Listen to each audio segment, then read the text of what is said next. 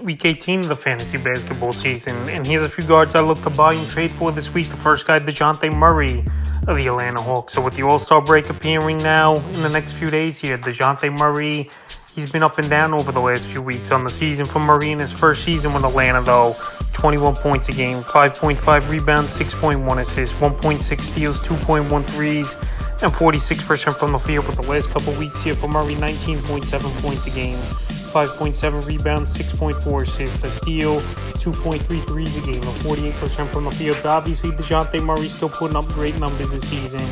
He's a borderline all-star and a guy who gives you 3 or 4 categories easily in this high-paced Atlanta Hawk offense. But right now, the last few games, a couple ups and downs, it's been for DeJounte Murray. And right now, while he's not at 100% of the numbers he's been putting up all season here, this is a time to buy him. You're still going to have to give up a decent amount to get him on your team, but I think you can get him on a little bit of a discount this week, February 11th versus Spurs. 18.7 rebounds, 3 assists, a steal, 2 threes, 44% from the field. February 13th at the Hornets, 20 points, 5 rebounds, 4 assists, a steal, a 3, 57% from the field. And February 15th versus the Knicks, 6 points, 5 rebounds, 3 assists, and 25% from the field. So right here, Murray still a top 30 fantasy player this season. Still got to pay a good price, but I don't think you got to give up as much as you think you would have early in the season, especially the last few games. He's been up and down, so this week here I will make a deal for him, especially coming off a 6-point game versus the New York Knicks. Next guy's another Murray, Jamal Murray of the Denver Nuggets. So Jamal Murray, we know he's not been 100% this season in and out of the lineup, but when he does play, he's one of the better guards in fantasy basketball on the season. 20.2 points a game, 4.1 rebounds, 5 assists, a steal, 2.4 threes a game, and 46% from the field. So this Denver Nugget team, they're so good, obviously, that they could afford to sit Jamal Murray out until after the All-Star break.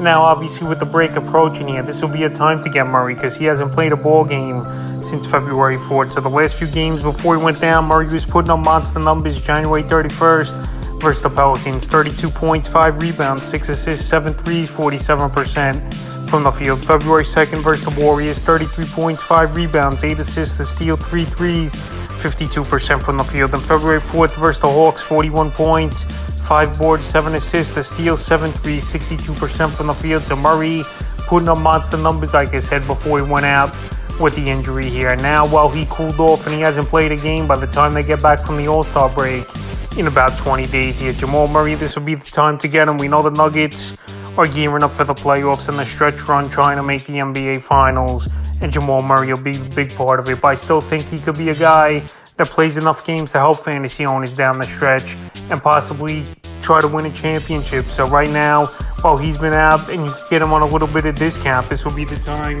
to do it. And the third and final guard I look to buy and trade for this week is Russell Westbrook of the Utah Jazz. So right now, Russell Westbrook, he's still part of this Jazz roster, and he's going to take time to decide on his future. If he's either going to get a buyout, if he's going to go to the Chicago Bulls or the Miami Heat, has been in the rumor mill, and for whatever reason, it just didn't work over there in Los Angeles with too many guys who could handle the ball. Obviously, LeBron James being the main ball handler, Anthony Davis being the second option, and also guys like Pat Beverly over there, where Westbrook had to really change his game and even sacrifice coming off the bench. So on the season for Westbrook, 15.9 points a game, 6.2 rebounds, 7.5 assists, a steal, 1.2 threes, and 41% from the field. So obviously he's going to hurt you in turnover type of leagues big time, is Russell Westbrook. His field goal percentage isn't good, and he's not a good 3-ball shooter, but this still a guy could give you good rebounding, still solid at the assist, and still score the basketball. So if he could go to a team